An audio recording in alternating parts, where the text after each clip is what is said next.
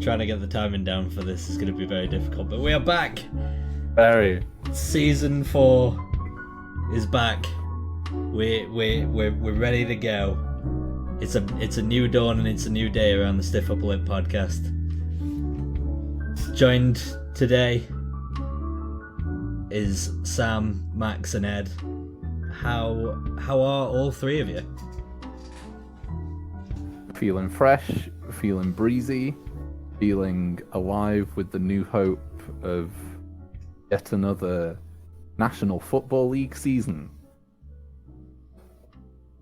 Very nice. And how about you, Ed? I'm full of excitement. I'm full of excitement, but my backwards internet is clearly pretty terrible. Yeah. I'm sure it'll be fine. Well, if you can, if there's someone in a nearby town that doesn't live, inside a hobbit hole, then you can get them to watch the games, and then if they fly like a really big kite that they paint the score on... They light a certain number of beacons. Probably be... Oh, God. Either... You know, I'm going to really need fucking Max to unmute or something, because... The quickest, easier. Why? Because Sam's disappearing also into the void, and I don't know why. This is already going so unbelievably wrong, but we are back. It's because you and I are the only people who live in civilized regions of the country. Yeah. Okay, I'm going to turn my camera off, and then I hopefully should have no issues. Oh, Jesus Christ. How are you doing, Max? Yeah, I'm not too bad, Just getting ready for another season of abject mediocrity from almost every team in the league. Yeah, there's I'd have some pushback, a good deal of pushback to the idea that about every team will just be towing a perfectly level line. If only they could all go 8-8. No, they can't. Well, I guess they could, but then they'd still have one more game to play. All right. Yeah, Can we back on track. Let's move into the NFL sphere while we wait for our esteemed co-host. yeah, our now wilderness buddy to go and find some civilization in a nearby village. And let's talk about some of the sort of very mild news that's happened in the last couple of weeks since you last heard from us. And we'll start, I think, with the most recent piece of news, which is that former Eagle Jason Peters has just signed for the Cowboys. 40 years old, the offensive tackle, signs a 1-year deal with Dallas. Because that'll fix it. Yeah, it's a certified that'll fix it move. I mean, he is a Hall of Famer. It's just a bit... He's having one of those where when you look back on his career, it's going to be like, remember when Jason Peters was a Bear? No. Yeah. It's a bit of a weird situation, but... a bit of a wobble. I don't know. Maybe this is... No. I got nothing to say about this. He's old. He's so old. He's going to, at some point, it's going to be sad. It could get sad. It could be. They keep putting their faith in aging, potentially still good linemen, and then being like, how does this keep happening to us? Well, is Tyron Smith out for the whole season? Yeah, I think so. Yeah. And they lost Lyle Collins. Oh. They've got a few guys who nobody knows who it is. Connor McGovern, is he there? Maybe. Yeah, Conor McGovern's there, but not the one that plays for the Jets, the good one. Oh, right. He's the guy who started the beef with Aaron Donald last off-season, isn't he? Yeah, he is. Well, I don't have anything else to say about this. I don't know about you guys. Yeah, me neither. I just wanted to bring it up. It just happened to happen as we were getting ready to record. Yeah, it literally happened about 40 minutes before we started. So I think it had been bubbling for a while though. So that was like sub mild news. That was like let's crank it. That was like the ketchup of news. Let's move on to the Tabasco of news. All right, Ooh. the Tabasco source of news is that Alex Leatherwood, last year's first-round pick for the Raiders, has been cut, and also that Jalen Reagor, the guy that the Eagles took, in this moment. Jalen Reagor, wide receiver, TCU to the Eagles. Yeah. Hey, Pack. I'm on it. Nice. Get Justin Jefferson on the clock right now. How the hell did the Vikings look into that situation where they got Justin Jefferson because the Jalen Reagor went to the Eagles a pick earlier, and now Jalen Reagor is going to be playing alongside. Well, I say playing. He's going to be sitting alongside Justin Jefferson. Sorry, I didn't. I just wanted to make sure that wasn't one of the randoms from this server. But he's going to be quite legitimately playing special teams in the same stadium. He is. He might occasionally see the field if, like, what's the name of that Osborne guy that they like?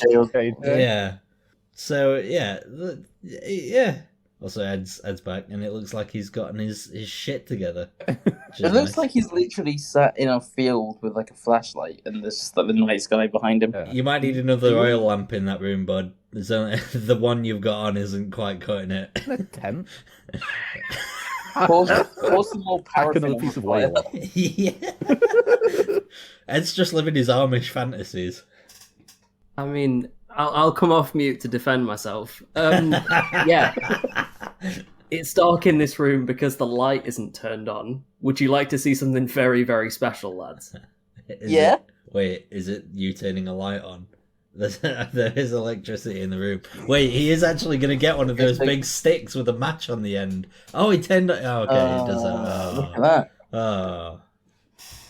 Look at I tell you what, this electric light's the future, isn't it? That Edison's got a lot to answer for. How are you actually doing, Ed? Because we never actually got to figure it out for you. What's next? It's wonderful. I was woken up this morning by genuinely the sound of a rooster. That sounds annoying as hell. It kind of does. It's charming enough that you can get by, but yeah, like once or twice, it's fine. Like over a protracted period, that rooster becomes my nemesis. I've got a bird nemesis here. What the fuck are I've you got a bird nemesis here, but we don't wake up to the sound of the roosters. We wake up to the harsh laughter of ducks outside going like this.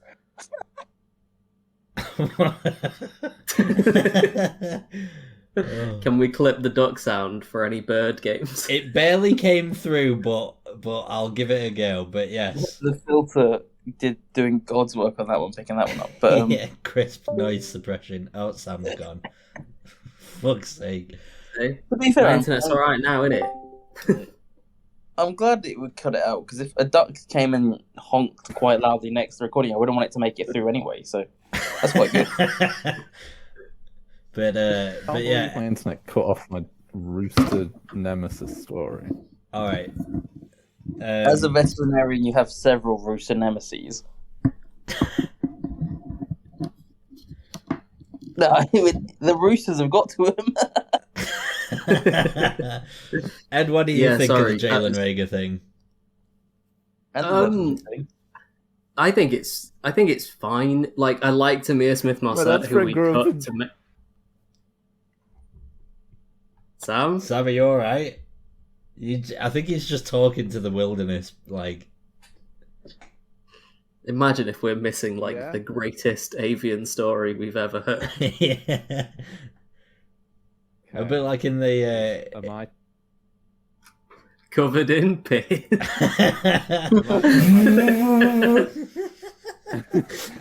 So I said to it... I feel like there might be some lag somewhat on my words. There is. Yeah, there is. Oh? A ridiculous degree of lag. Oh, you're back.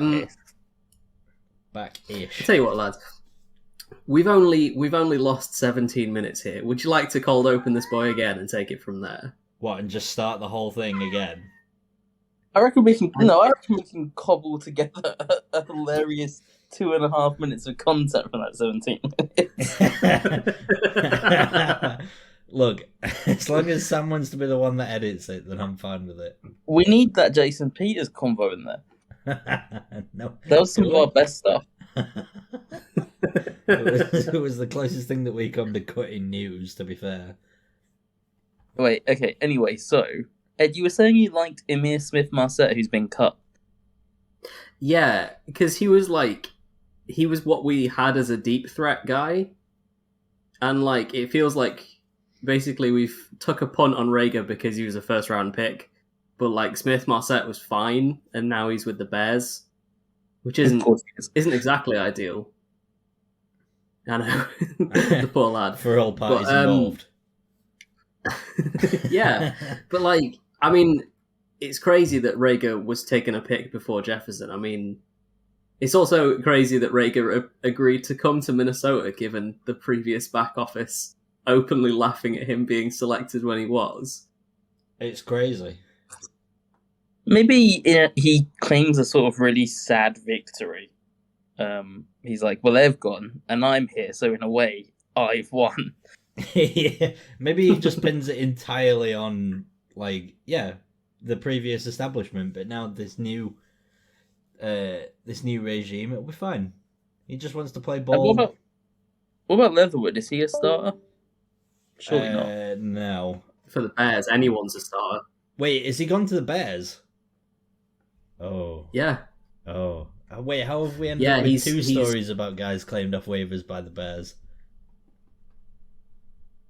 Because, I mean, realistically, they're better than the options the Bears had to begin with. I'm surprised the Bears haven't claimed everyone. It's fair. It is fair. Emma is going to come in here, though, and hit you in the back of the head with that vintage-looking guitar.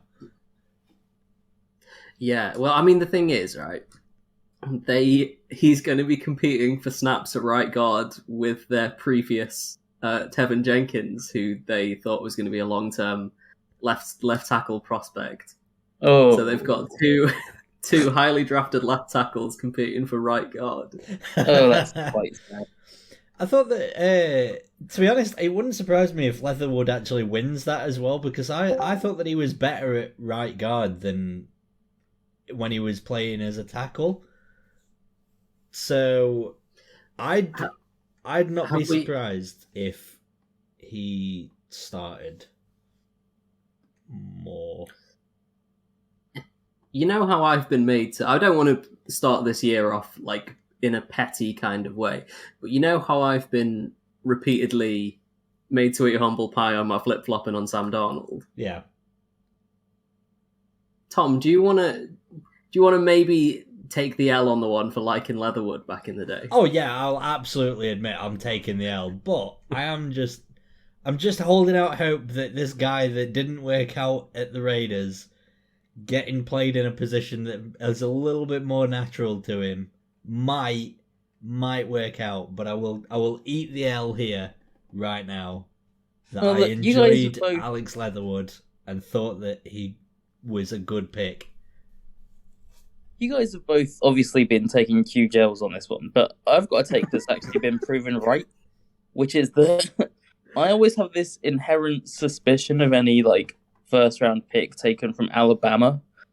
I just feel like there's so many of them, and some of them turn out to be good, but a lot of them kind of miss the mark, and I just think is GMs who don't know anything better than other than like, oh, who won the national championship last year? And who were their best players? Let's just take them. I don't know. There's quite a few who I just feel suspect. Is this based entirely around Tua? No. Well, partially. He's another example. But like, I'm trying to think of recent high picks from Alabama, to be fair. High picks? Because Leatherwood wasn't... like Jalen Waddle. Well, Leatherwood wasn't... Yeah. Wasn't my mind goes to Derrick Henry. Yeah. Najee Harris. Minka Fitzpatrick was at Alabama. Yeah. I mean, Mac Jones is Fine. He's potentially fine. Let's see what happens. Basically, like your success rate on hitting on a pick from Alabama is about the same as every other school. But I get what you're saying in the sense of like teams do pick from Alabama quite a lot, but there's a reason why they win the national championship a lot. It's because there is a lot of talent there as well. So, Yeah, it's because they play the best players. So. Well, yeah, but in buying those players, they're probably proven to be at least good. So we'll see. But sometimes it is because there's. I'm not saying they're bad players.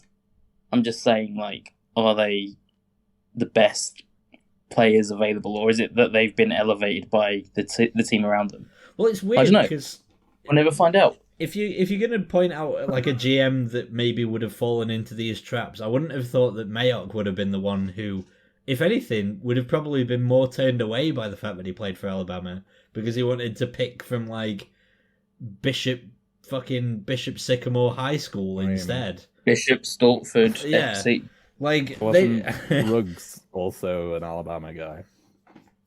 Yeah, and Josh Jacobs, wasn't he? Yeah, I think was Josh Jacobs Georgia. It might have been. I thought he was a Bulldog personally. Maybe Nick Chubb was from Georgia. Nick Chubb was from Georgia. Derrick Henry was Alabama. I know that much. Yeah, I know Derrick Henry was Alabama. Jalen Hurts was from Alabama. Oh no, he was from. Wait, where was? No, wait. Kyler Murray from Oklahoma. Jalen Hurts was from Alabama, right? No, I feel like we've gone off top. I think he played for both. I think you get the free pass there because I think he was on both rosters. Yeah, Baker Mayfield played for Oklahoma. Yeah, Oklahoma. Well, shall we move it on? Jesse Bates played for Wake Forest. Justin Herbert was at Oregon. Nah. All right. Next piece of news, inverted commas. Jimmy Garoppolo got a contract reshuffle. Is he staying, or is it more that he's getting the weird reshuffle to make him more tradable for a team? No, absolutely. He's staying. He's staying because Trey Lance, who played for, I believe, North Dakota State, is strong. Who attended North Dakota State University, graduated from. I don't even know if he graduated, to be fair. So the guy's done nothing. He's done nothing in his career. And I just don't think that what he showed last year was very inconsistent. And if they didn't think that he took a big step forwards in the second year, maybe they were thinking to themselves, like, if we go into it with just Trey Lance, maybe they saw a future where they went like 5-12 and like got fired because it would be like their 6th losing season or something. I don't know, it's not 6, but they've had a few. They've had a lot of losing seasons for a team who are normally the Packers in the playoffs. They're the best team who have been crap, or the worst team who have been good. I'm more than happy to go along with that. Yeah. You're more than willing to put your name next to that statement that I just made. Yeah, I am. I am also willing to throw my hat in the ring and say I still really like Trey Lance. Like his upside is like another stratosphere compared to Garoppolo. So like why? Well, he can move around. Garoppolo. Like I guess there's no point in like not just restructuring it so it's a bit more friendly and just taking any offers that come your way. But I don't really get why they would at this point. It's just it has such potential to become like a horribly messy situation because you've got two guys. Oh yeah, the potential. The same two guys, but you've told them that actually the guy whose job it was no longer has it, and the other guy now has his job. What if they start out like 2-4? If they bench Trey Lance at that point, it's basically like it's not a good sign for his career. Not many players find themselves in that situation who go on to succeed. I mean, I don't think it's a good sign for like Shanahan and John Lynch. Yeah, but I guess they're thinking that if they put Garoppolo in there and they finish 8 and 9, then they might be able to retain their jobs. I don't know. It's one to watch, isn't it? I just can't understand why a team who know that Trey Lance had thrown the ball, 250 times since college, would have thought, maybe we need to keep an insurance policy because this guy isn't going to be as developed as Mac Jones.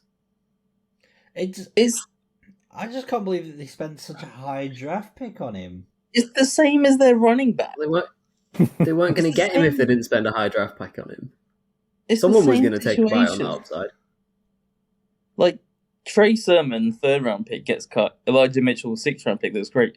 Trey Lance, who was a 1st round pick? Yeah. Was he? Yeah. 1st round they pick. moved up for him. Looks pretty shaky based on a very small sample size, to be fair. CJ Beathard, Nick Mullen. They come in and they look pretty good, you know? They should just... You know how in fantasy sometimes, if the draft falls a certain way, you just make your mind up. You're like, I'm going to stream quarterbacks this year and focus on positional talents. The 49ers should adopt a streaming quarterbacks policy and just each week pick up whichever free agent quarterback they think will look the best for that match. And then, they pretty much have done the same with running backs, with Breeder and Mostert and whoever that damn hell else they've got. And they've got another, 3rd round pick this year. So they should just focus on the line, save money, and then just bring in quarterbacks and running backs as they see fit. It's good enough. It's a good enough strategy to get me to about 7 wins in fantasy every year. So what happens when it gets to week 11 and they have to pick up Mike Glennon for a second time? It's a dark day, but that's what you've got the rest of the team for. I think the difference for the 49ers this year is that the O-line is kind of bad, where it's always been really good. They've still got what's his name at left tackle? Yeah, McGlinchey at right tackle's not look the best. They've still got I can see his face, but I can't remember his name. Trent Williams. Yeah, they've still got Trent Williams, so they're okay, but they're not the same run blocking threat that they were once. So I think having Trey Lance to sort of be an extra runner, be a bit more mobile than Jimmy G, might be the way to go, even if you're not expecting him to pass absolute howitzers all year. I don't think he can do that. It's a fair play. They made the championship game last year, but there was a long stretch of the season where they were just in the doldrums, and you could see that happening again this year. Yeah. But again, I think that they'll probably end up making the playoffs because there's not... It doesn't feel like there's too much ahead of them. So yeah, they could easily end up making a run. Or they could end up 3rd in the division. Well, yeah. So, all right. You all right, Sam? I cannot foresee any future where they end up lower than 2nd in that division. Are we assuming the Seahawks are last? Yeah. Yeah. Yes, of course we are. But Well, then, the Cardinals, they certainly exist. It's not possible. Yeah. It's not impossible for the Cardinals to be 10-7 and 9-8, and for the 49ers for Trey Lance to flop, and for the 49ers to be 7-10. The Cardinals would have to do awfully fucking well in the first half of the year without Nuke and maintain that throughout. That's fine. They always do well in the first half of the year. Yeah, they're exceptionally good for the first 9 games of the season and dreadful well for enough the remaining 8. Well enough that I'm sure we don't have to worry about the rest. Yeah, exactly. That'll sort itself out. Yeah. The train's on the tracks at that point. It'll drive itself. Well, yeah, Cliff Kingsbury gets to 7-2, and he sits back in his office chair and dusts his hands and goes, ah, and then puts his cap over his eyes and falls asleep for 8 weeks. No, he hibernates. When it gets to the later the winter months, he just packs peanuts into his belly and then Cliff Kingsbury is actually just a really sentient squirrel. I mean, I think this is the most half-assed signal box operator in the world for the Cardinals train. He's like, he's on the radio. He hears the Cardinals train is on the tracks. It's left the station, and he's like, job well done. Now let me just turn my back to the window. All right.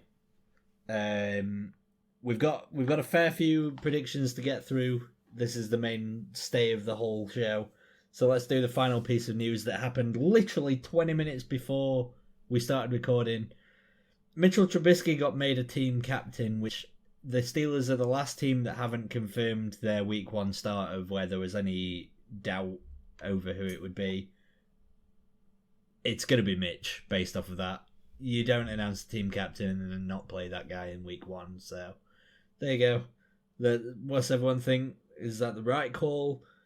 I personally believe yes, even though Pickett's looked good. I still think yes, sit the guy for at least the first couple weeks, especially the first couple, because it's at Bengals, home to Patriots. If that's not a we are going to throw you into the fire, or we're going to make you if the when teams are like you, that's a playoff run. Yeah, those 2 games, that's a real wild card run right there.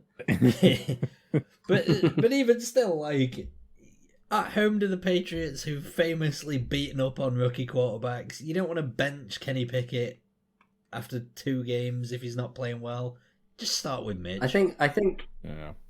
think what they do is beat up on bad quarterbacks. So I'm quite worried about Mitch, but I do get your point, and I think they should sit Pickett. I think just want to feel better about the O-line before he goes in. Yeah, that's what I want to feel better about. You'll be waiting for at least several months, potentially. Yeah, you don't want Pickett in there seeing ghosts. You don't want him talking about the famed Acrishaw apparitions. That would be carried with him his entire career. But yeah, I've got no problem with it. I assume that nobody else does, really. So. Yeah, I mean, I hear in the toilets in the basement of Acrishaw, you almost feel as if there's a presence watching you in some kind of voyeuristic way. This large, old presence. It's the ghost of Plaxico Burress's leg. Ghost pervert. See, this is why I love having Sam on the show, because even if most of his takes are bad, he'll still produce the occasional soundbite worthy one. The takes are bad, but the ramblings are good. The clips are just so beautiful. Alright. We're done with the news, I think. There's nothing else really to cover. So now we turn our attention, because it's the first week of the actual regular season this week. We've got the Bills at the Rams in the opening week on Thursday, and I am so excited. It's back. We're finally done with all of this shit that we've not talked about at all, because it didn't matter, but now it matters. Bills at Rams. Who's everyone taking? Who's everyone picking? I will always pick the Bills, because in my heart I want them so desperately to succeed. But the fact that the one kind of glaring, at least for the first few weeks, issue with their roster is cornerback. I feel like it's not a good team to kind of lay bare those issues to. I feel like one of these teams is going to come out this season and fall flat on their face in this game. I just have that feeling that it's going to be a blowout, but I don't know for who. This is the Max's low on bowl, because it's Josh Allen versus Matt Stafford. Yeah, no, it's the unreasonably high expectations bowl. the stiffer classic of takes that we feel very strongly about, but can't put into words or reason why we feel like that. It's the unmovable man versus the unreasonable expectations. It's So hold on, the literally the team that won the Super Bowl last year. You think it's an unreasonable expectation for them to be good again? Well, And also- my point is that Max seems to be permanently down on them. Or Yeah, at that's the my very point. least, Stafford. Yeah. It's, in fast times like the days that we live in, it's good to have a rock of consistency and to have a governor on how much your opinions swing around. And the Bills were like suddenly anointed as somehow being like the preordained Super Bowl champions just because they drafted James because Goodwin. they were exceptionally good. Because they bottled it in huge styles, the Chiefs last year. Before the Chiefs bottled it in huge styles as well. And, Matt Stafford was like, oh yeah, no, he's a pretty good quarterback and now he's a Hall of Famer. I mean, come on. There's, year to year, a lot of stuff changes in the NFL. I'm not saying these teams are bad. I'm just saying that, I don't know, there's normally not that many teams that really set themselves apart from the pack. And I don't necessarily think that we should go into every season. That's why, with my mediocrity remark at the start of the show, I'm just kind of just so skeptical of all of the optimism at this time of year. Like, everyone feels good about every team, and nobody ever says, well, actually, maybe some of these teams are going to really shit the bed. And I want to be that man. I'm sorry, but not everyone is sitting in a dark chair in the corner of the room, brooding cynically for 7 months. It's the best chair in the pub, and it's called the Devil's Perch. Oh. Meanwhile, anybody else that's actually maybe excited for this game being the opener to the season, as opposed to when we sat through fucking 4 hours of Bears-Packers once as our opening It's gonna game. be sick. That was a crazy game. What are you talking about? It was That was perfectly when Aaron Rodgers mediocre. got a leg fracture and then came back out and overcame a 20 to nil deficit. And it was funny because the Bears. He did put the team on his back with that leg fracture, that's for sure. Yeah, no doubt. Max's opinions should be locked like a van on double yellow lines. West Wing ass opinions.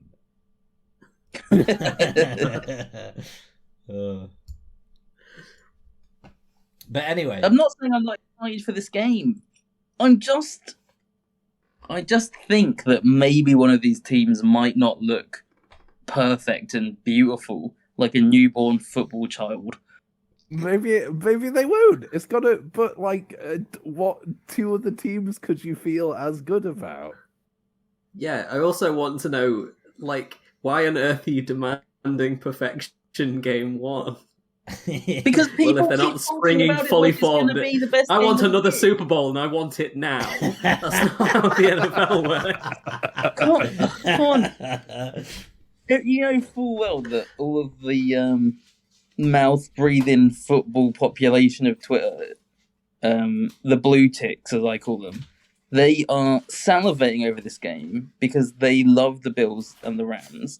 Because there's two guys called Sean, two very special boys with special talents. Sorry, I'm being. I think you're I just did say I being thought it was really gonna be a good game, facetious but here about. We keep one-upping this, and eventually I'm going to decry the entire sport of American football. You've been sat too long in the Twitter miasma, and it has poisoned your brain to. I mean, if we that it isn't. If we were a TV show, we'd be saying that Max has jumped the shark at this point. It's about season 4 where that happens. So yeah, you know what, Max? It's not just true. go ahead and I jump haven't the shark. jumped the shark. Everyone else has jumped the shark, and I'm on the other Everyone side else of has the dropped shark. the shark, yeah. I'm on the other side of the shark, shivering and saying I'm afraid to commit myself to the idea that this is going to be some 35 to 31 barn burner. I think it could well be 36 to 17. No, I'm sorry if I'm crazy for saying that. we should listen I to think you Max. just might be. If there's one thing that the NFL space is missing, it's pragmatic, even-keeled analysis that doesn't favor one team or another, regardless of what talents they may or may not hold. Exactly. I'm an enlightened centrist. I love that you picked 36-17, which by all intents and purposes could be a 53-point thriller. No. As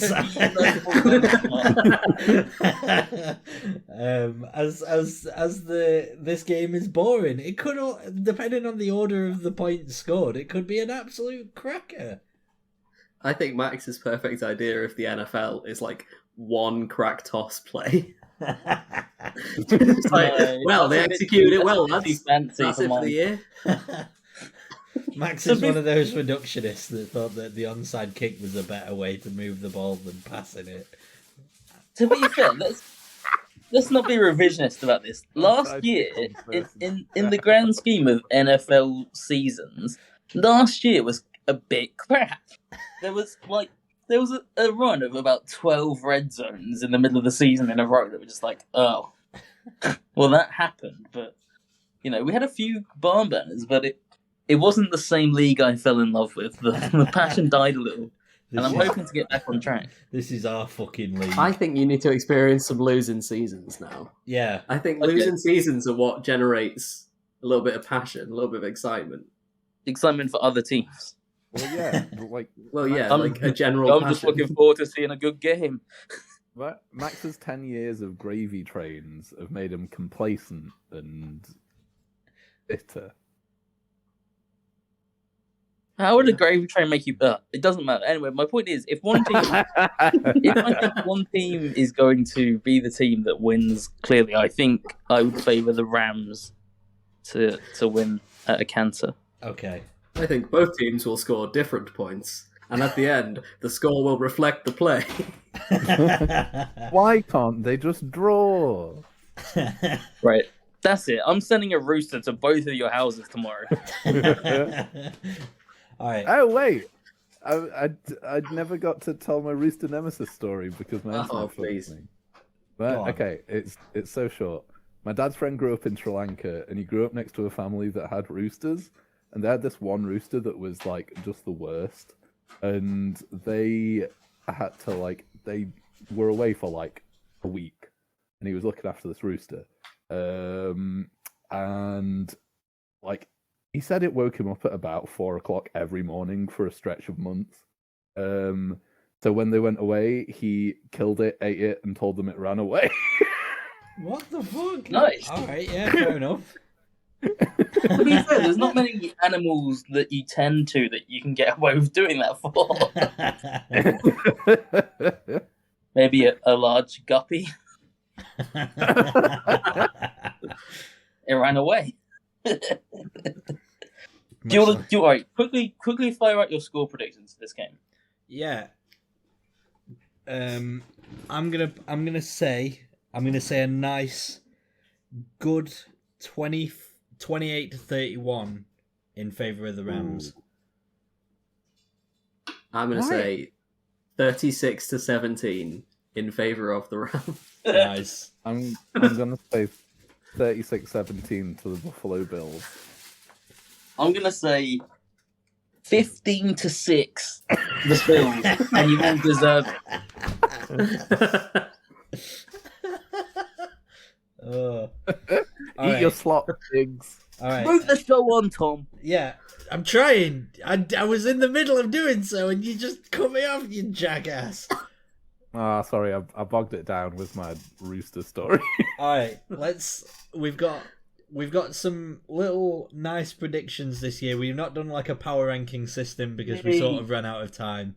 So we're gonna have our usual predictions where we usually have like one joke, a legit one, but we're also gonna pick maybe a surprise playoff outcome, be it a team that looked dead set to miss that makes it, or vice versa. And we're also going to pick who's going to be in our Super Bowl as well. We'll go around the horn with our sort of actual legitimate prediction first. So Ed, do you want the honors here first? Okay, so legitimate predictions. Yes. It's a homer pick, right? Justin Jefferson for Offensive Player of the Year. I think that could be a very safe prediction. I feel he could absolutely ball out this year. Yeah, I moved tentatively out of the gate, but I think that if the upside of the Vikings offense is like greatest show on turf levels of passing offense, and I think as the key jewel in that team, I think that if they make a playoff run or at least get to the playoffs, then I think he's a serious contender. I think I probably agree.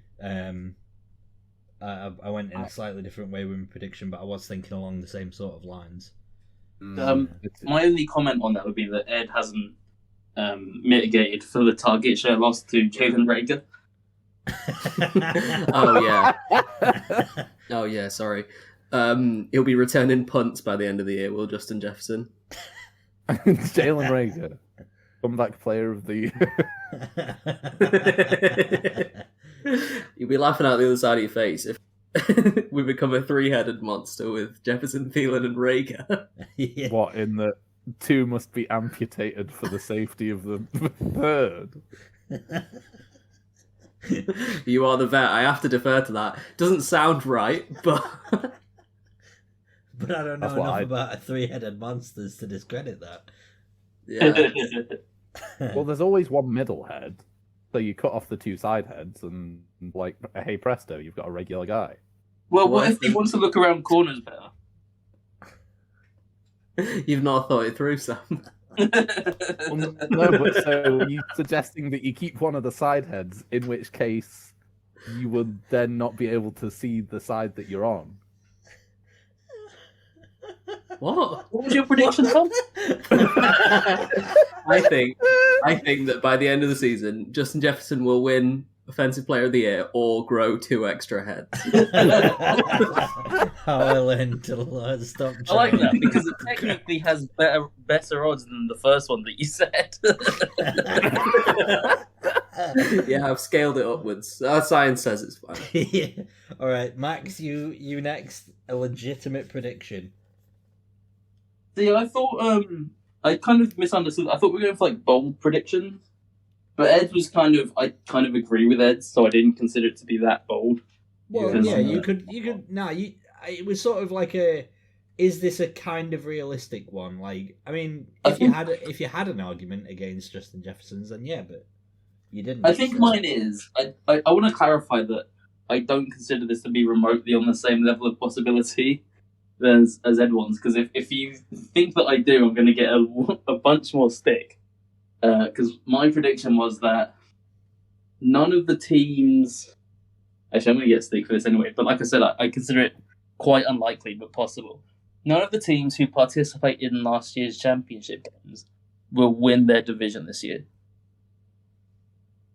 None of the teams. So the Bengals, the Chiefs, this is where I'm going to get sick. The Rams and the 49ers, I don't think any of them will win their division. So it's Cardinals or Seahawks holding the torch for this. I wouldn't have included the all Seahawks, but yes.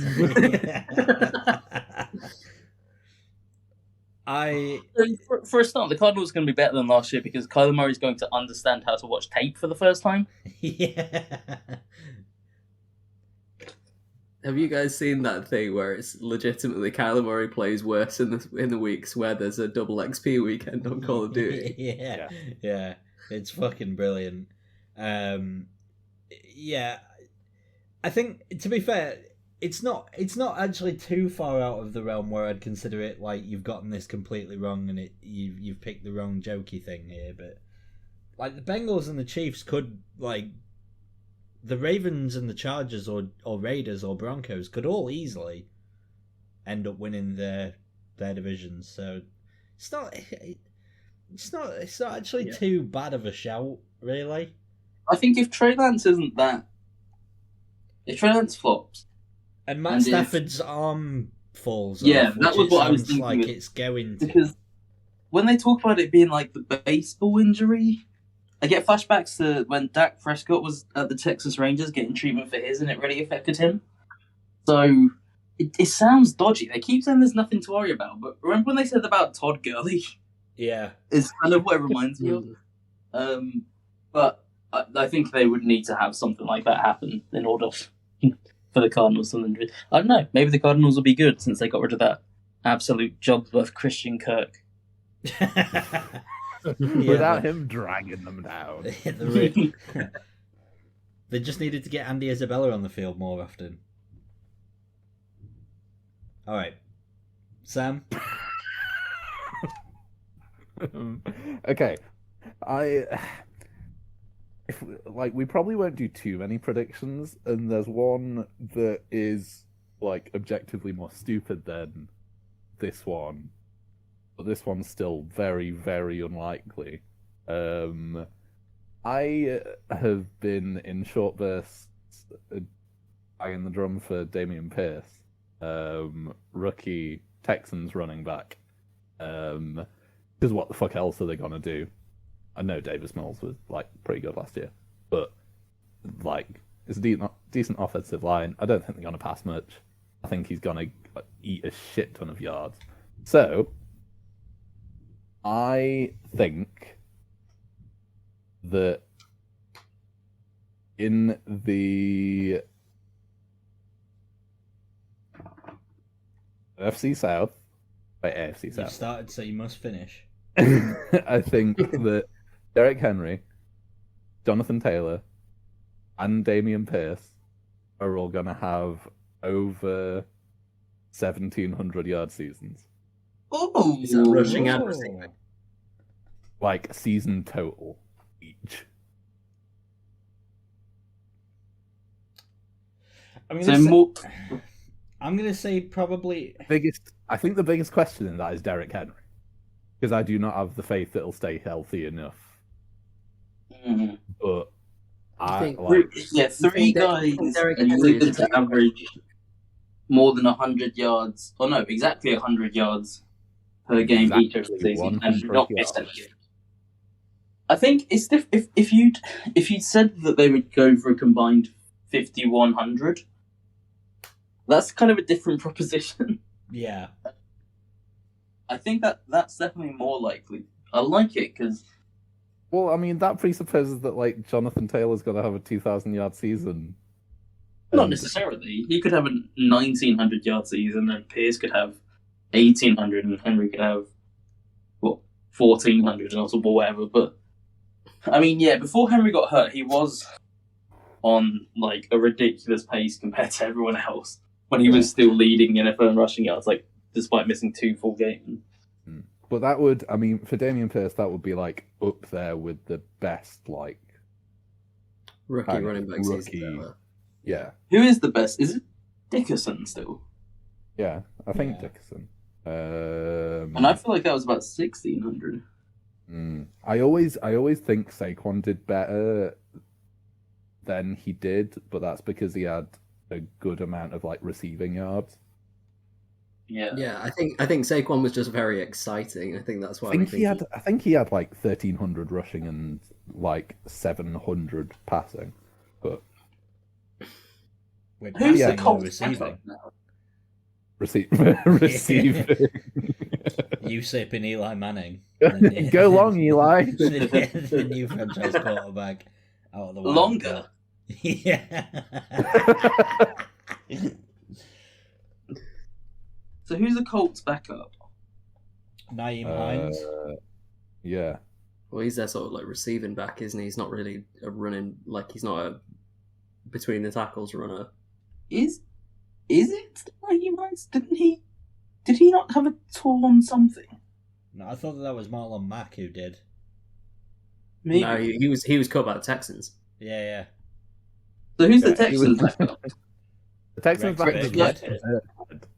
See, this is because Rex Burkhead always manages to worm Rex's what he calls presumably Rex's slice, which is the allocated number of rushing yards or rushing attempts that a team has to dedicate to him every year. Yeah, see, my problem with this was the Rex Burkhead factor, because he has like 50 carries.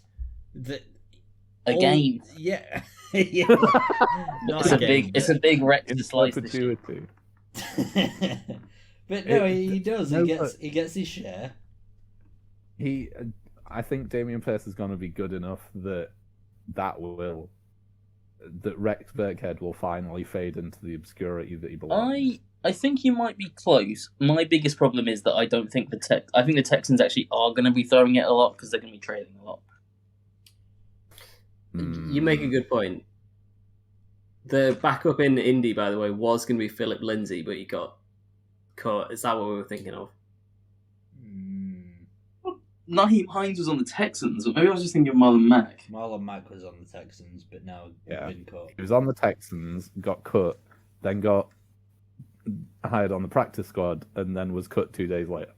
I mean, to say of the three teams that Rex Burkhead is the closest backup to getting a significant amount of playing time, most likely. Yeah. All right, That's not a pleasant thought. Okay. Wrapping up the sort of more legitimate predictions. My shout is that Desmond Ridder will start at least 14 games this season for the Falcons. 14? I think that Marcus Mariota won't start more than 3 games for them this year. Because you think he'll get hurt? I don't think he'll get hurt, or enough to properly warrant him being out of the team. But he'll have one injury in week 2 where he'll leave the game for 4 snaps, and Arthur Smith will just go, fuck it, and then just start Desmond Ridder for the rest of the year. He loves him too much. Are we saying that Marcus Mariota is some kind of Hawaii Rod Taylor? It's pronounced Hawarod.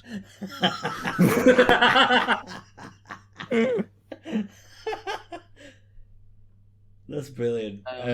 But yeah, that's my shout. That Marcus Mariota won't start more. I think it's too many because I don't think Desmond Ridder showed enough in the preseason. No, I think that would be a doomsday scenario. And that's the only way that could happen if Mariota got hurt, which is not impossible by any means. I think if he did get hurt, I think they'd pick up someone else and maybe share. Well, who is there on the free agency market at quarterback right now?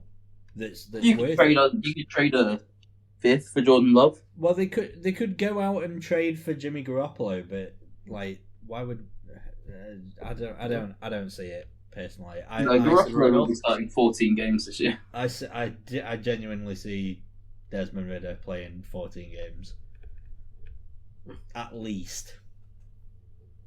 No. I would have had him as the third most likely quarterback to start 14 games. Rookie quarterback. What, behind Pickett and Willis? Yeah. Yeah. No. The Titans have already said Willis isn't seeing the field this year. Yeah, it doesn't mean that sometimes reality kicks in, but when have you known Mike Vrabel to lie? That would have to be injury. You're right. I think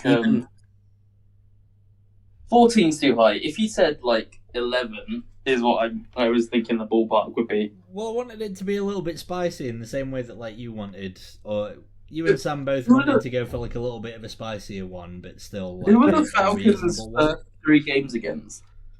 Oh, I don't fucking know. You think I've checked out the Falcons' schedule? No, not at all. Yeah. They would absolutely pick up a free agent. If they have any faith in Ridder, they wouldn't just throw him to the wolves. They might. The Texans did. Why do that when Trace McSorley's available? Right, so their opening game is against the Saints, then they've got the Rams, and then they've got the Seahawks. So That Aaron Donald could bounce back game. Aaron Donald could break Marcus Mariota, and Desmond Ridder starts. That's Marcus. Aaron Donald doesn't really break people. He normally goes for the helmet swing or the choke out move. He doesn't tend to go low. No, but Marcus Mariota is injury prone enough that like a gust of wind from Aaron Donald's general direction could potentially hurt him. So like, it's possible. It's plausible, in fact. But anyway, yeah. All right. Let's move our attention on then, because I'm conscious that we spent way too long on the legitimate predictions. Who's getting the number one? Who's getting the number one pick? We'll say a name, because I don't think there needs to be too much discussion about like who's going to be having the number one overall pick this year. I don't have like one team. I think there's probably like 3 or 4 that could. All right, so if you were to pick from one of those 4, just blurt out a name. I process, Tom. All right. Okay, I'll do it for you. The Bears. The Bears for. I am concerned that there is a possibility that it could be the New York Football Giants. No, they're not quite. They're pretty bad. I don't expect them to be good, but they're not quite in the basement. They're not quite in the basement. My pick will probably be the Bears. Okay, Ed. Bears. Am I going to be the only one that picks the Seahawks here? The Seahawks. What? The Seahawks are just Bears? the Seahawks have got just enough coaching juice in them to get to about 4 or 5 wins. They've got just enough Geno. I know, but Geno. The Bears are actively and a tanking. very talented receiving core. They just are.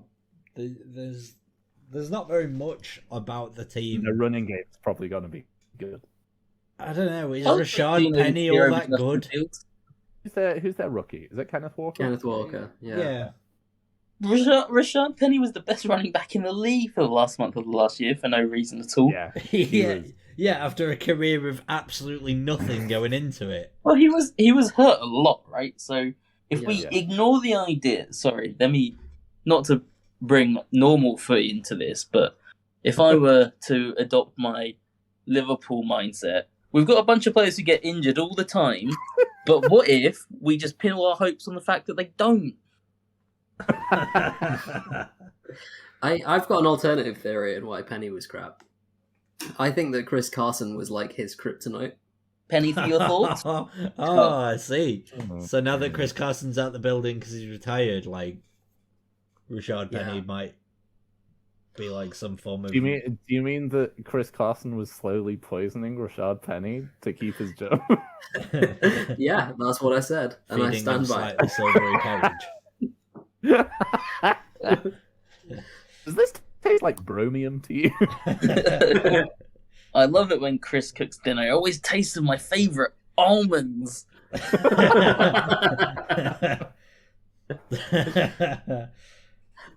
All right. The running backs all just live in one big, like, large-sized caravan together.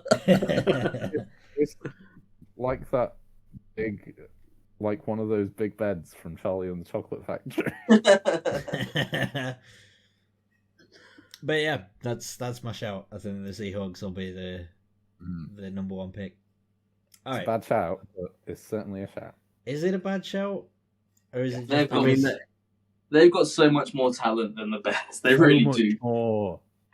Yeah, but if you think about it, the Bears always split at least one series with the Lions and one series with the Vikings. So there's have you considered the fact that they may not? Well, yeah, I mean the Seahawks beat the Rams every year. Well, like yeah, if we want to go. But the only problem is I just don't see the Seahawks winning. The Seahawks beat the Rams every year. Now more to turn than my three. back to the televised game and take a long sip of coffee. I just think that the Seahawks will be the number one pick. That's all. I think that they're bad enough that they could easily do it, especially with like, there's so much weird shenanigans that could happen. I think the Seahawks will be there. But yeah, all right. since that one went on for even slightly longer because apparently the Seahawks, who were bad, was an unpopular choice. Yeah, because the Bears are so bad. The Bears are bad, but there's just a lot of bad teams. But it's like it's like when you said that the actively tanking Dolphins that were a team that were made up entirely of absolute garbage, and they still managed to bumfuck their way into like finishing 4th in the draft.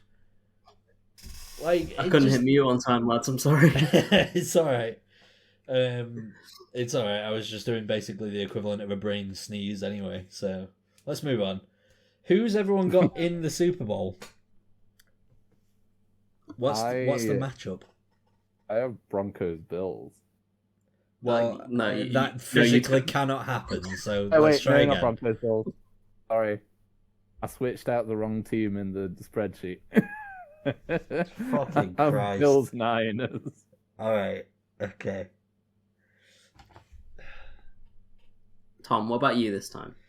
I mean, I've gone Rams Chargers is my shout for being in the Super Bowl. Yeah. So I've got Vikings Chargers. I knew that was coming. It happens every year. I've learned to stop questioning it. Do you ever tire of this? He'll never tire of it. It's part of being a fan, right? Yeah, it's part of the fabric of this show at this point that everybody else puts like a normal team in, and Ed chooses the Vikings. Oh, I mean, I put a one normal team in this year. Usually, I put in 0 normal teams. Yeah, that is true. And I think I picked the Bengals last year, though, didn't I? Out of nowhere. Kirk Cousins could like jingle some keys in front of your face, and you'd be like, MVP season. You might have picked the Bengals. I actually can't remember. I'll have to go back and listen to it. Last year you picked Vikings Bengals. So there you go. You got one right. Half right. And one horribly wrong. Horribly. Half right. Yeah. And Max, what's your pick? I've got the Chargers from the AFC, and from the NFC, you could basically roll a dice and roll a die with 4 or 5 teams. So let me just go for the No. Were you about to pick the Falcons? I had the Eagles in for a long time. I was gonna say the Eagles I really like, but I'm just gonna choose the Packers because I can't be bothered to think of any other teams in the NFL. Right. Oh, coward. This is Actually, fuck it. I'm changing mine to the Eagles. So you've got which you one want of the the AFC teams have you switched out for the Eagles? Because you had two. At least they're in the NFC. Yeah. You want 21 Jalen Hurts games. I will let's never throw for 189 yards, 1 touchdown and 2 picks every game. I fail to understand how you can be so down on Jalen Hurts with such a talented Because he's not very roster around. good. You've been getting by with the absolute median of quarterback play for years. Can I call an audible here? Can I tell you what my slightly less safe pick was going to be? Go on. And it was with the addition of CJGJ. I thought that the Eagles would lead the NFL in penalties. Oh, That's interesting. Yeah, that is interesting. So, Ed, are the Eagles your surprise, your potential surprise shout for them missing the playoffs? Is that a what would Yes? What would we consider? I don't even think it wouldn't surprise me. I actually think the Commanders. Wait, you think the Commanders will make it? Yeah, I thought the Commanders would make the postseason. Not possible. It's just deeply uninspiring to think about. To be fair, it did happen. But you're down on Carson Wentz as well. It's crazy. I'm sorry that Jalen Hurts doesn't carry the wild thrill of Carson Wentz. I realize the Now there's a stallion. the hypocrisy of this take. Yeah. I realised the shame that I've had to swaddle myself in to say that the Commanders will be better than the Eagles. Well, it's all right because I had to swaddle myself in shame when I said that the Colts would make the Super Bowl last year. So you after the takes that you've spouted on this show, you are just one of those giant rubber band balls of shame. It's part of being a podcaster. You just are a sponge of shame. Being a podcaster is like being a watermelon of shame, and every wrong take is another rubber band around the waist. My structural integrity is well intact. I think we can all finally forget about Josh Rosen. Yeah, I've got a large rift. I don't know about you guys. I'm a little nervous about my rift. Yeah, I just think that I tell you what, fine, I'll put my onions on the table. I think that the Commanders are going to go 8-0 in the division.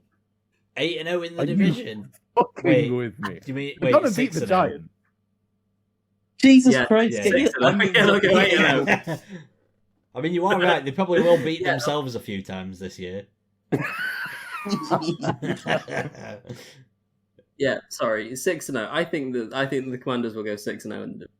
How does that sound? Do you have anything at all to support this claim? Not a sausage. All right. You know what? Fuck it. Let it ride. Max, who's your surprise shout for making or missing the playoffs? I was going to say, I've actually got one for each, but neither of them are that interesting. My shout for not making the playoffs is the Dolphins, and the shout for making the playoffs would be a kind of quite tragic, not that good, but somehow scraping their way in Carolina Panthers team. I actually kind of thought with the Panthers making the playoffs, but it was just deeply uninteresting, so I went with something different. But yeah, they would be going in ass backwards for sure. Yeah. Sam? In or out? I'll probably just say Detroit in. Oh, how original! The Hard Knocks. Well, take. I was gonna say Jags in, but the chances of that happening in the AFC are Clinton on. But it's fair. That's actually fuck it, Jags. I like it. I think the Jags are going to be good this year. Yeah, I don't.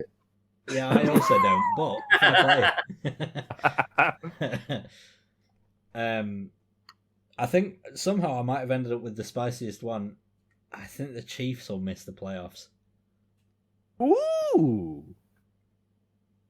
I don't. They have kind of hemorrhage talent, haven't they, on both sides of the ball? Wouldn't say there's hemorrhage talent. There's a world where they end up with the worst defense in the NFL, but that would be if their rookies, Karlaftis and McDuffie, are really crap. If they're okay, they should be about where they normally are, a bottom 4 defense. But the only problem is the rest of the whole division has leveled up again, and with them losing talent and everybody else in the division gaining talent, the Broncos have got a quarterback, they're going to be tasty. The Raiders have got Devontae Adams, they could be really tasty. Yeah, the Chargers we are very much all high on because we've got them in the Super Bowl.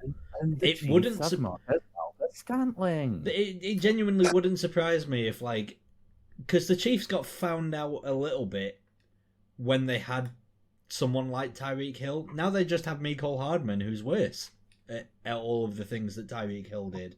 So, yeah, but weirdly, I think they've actually got more competent receiving targets. They don't have a guy as elite as Tyreek Hill, but they've got obviously Kelsey. They've got Juju. They added Sky Moore. They've got. But also, I mean, I'm glad that you did mention Kelsey, but my problem with Kelsey is the fall off has to happen at some point. Yeah.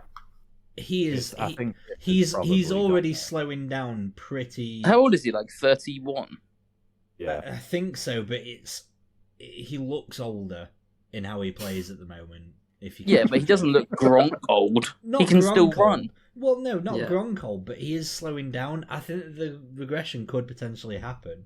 for Kelsey. Well, they don't need him to especially. average 17.4 yards per catch. This is what they need him to do. They need Mahomes to roll out of the pocket, roll to the right, and Kelsey to streak right across the field and then catch a ball on the sidelines when Mahomes throws it 2 yards. Because that's what every single Chief play has ever looked like. I mean, it is fair, but Yeah. I can't. I mean, I can't see that. I actually legitimately, it's a sort of semi-half like spicy prediction, but also it is a genuine one. I don't think the Chiefs will make the playoffs.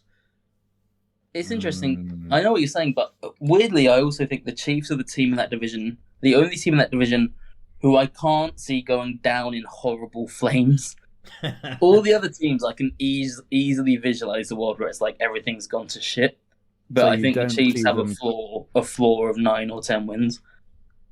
You think they have a floor of 9 or 10 wins, but they're not getting into the playoffs? No, No. I think they are getting to the playoffs. I don't think they're winning their division. Yeah, That was my earlier. Oh wait, that was what Tom. yeah, I'm the one that says that they won't make the playoffs.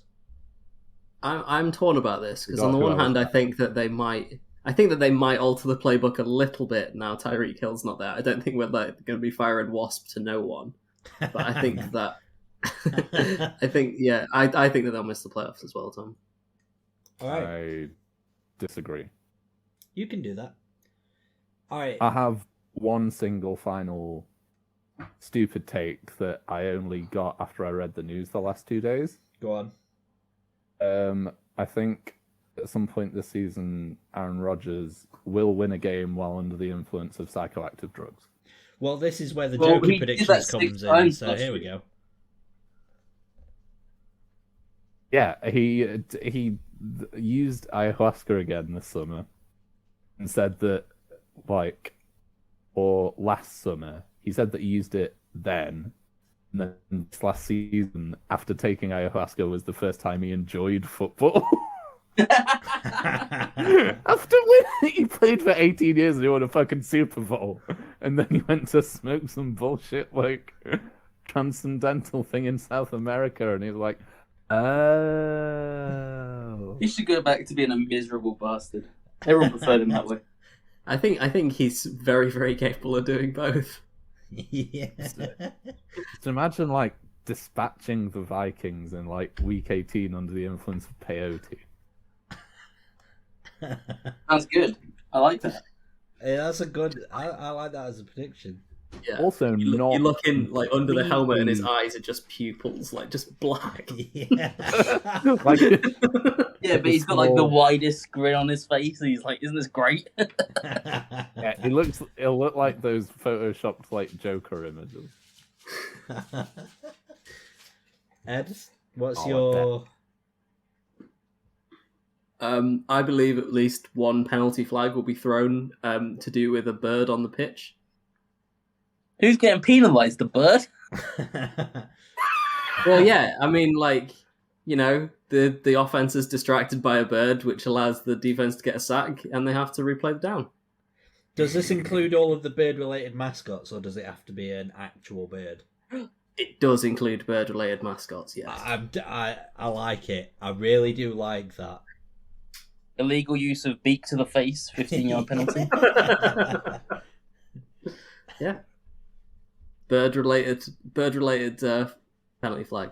I like it. Yeah, that could feasibly happen.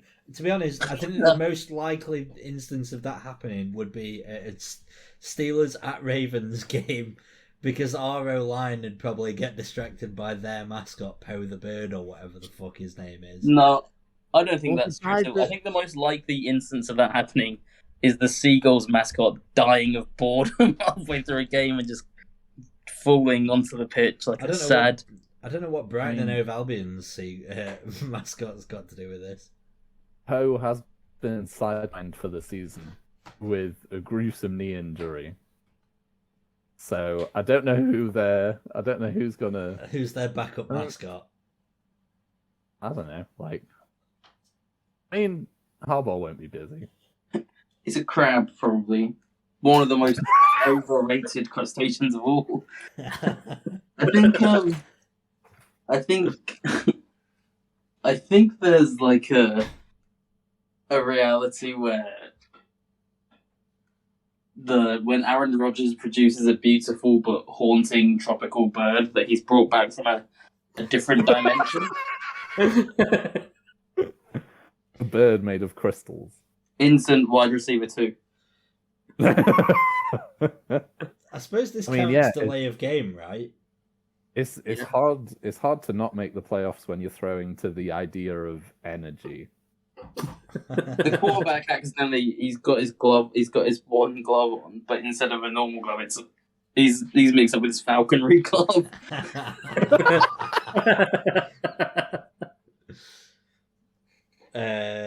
All right, Max. So are we all on board with bird penalty before we move on? It Yeah, sounds like we I'm are. not on board with that at all. I am. I'm in. I'm very in on the idea of some kind of attack bird. So yes. All right, Max. What's your jokey prediction? My jokey prediction is that JJ Arcega-Whiteside will this year achieve 150 receiving yards and 1 touchdown.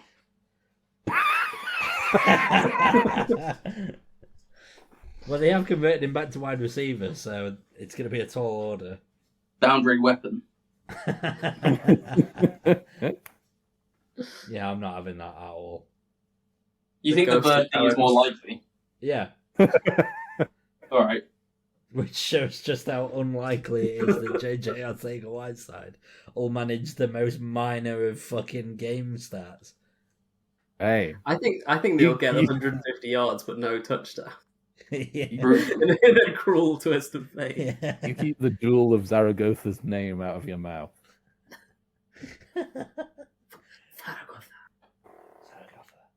All right, my Didn't they jokey. have a statue of him and Zaragoza? No. He's a legend there. Every street is La Puebla de Zaragoza de Arcega-Whiteside.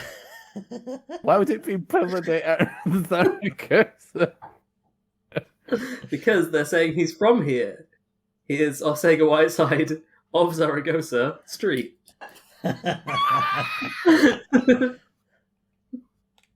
Oh, Jesus. All right. My one, Matt Patricia will be fired from a real life cannon at a Patriots game this season as halftime entertainment. We'll try and He's on the pitch and he's wearing a bird costume. Does he distract somebody else on the field that results in a penalty? I think you don't even have to distract him. If you just step on there, it's a foul. But I think it would inherently be quite a distracting thing to occur. So probably everyone would be distracted by that, I guess. Yeah. Would it count if he wasn't dressed as anything, but he did the chicken dance? I'll let the community decide. So we're not even going to talk about the real life cannon shooting. Oh, no. Just gone back to birds. No, well, we're What? all familiar with the real life cannon shooting. It wasn't that much of a joke. Yeah, it's only because we all accept it as a distinct possibility. Okay. How? I mean, there's a logistical question here. Do they go to Raymond James? Is it away at Raymond James and they're like, "Wow, we're here. Can we borrow your cannon?" Yeah, it might be. I hear that there's a lot of natural history, or a lot of history museums up in Foxborough. They might just have a cannon spare or two. History museum. Yeah, those war memorial sites that do those fake. I hear there's an aquarium as well. Lovely day out. Lovely day out. Sounds about Couldn't do right. enough for you. This is boring, Mum. Take me to the Future Museum.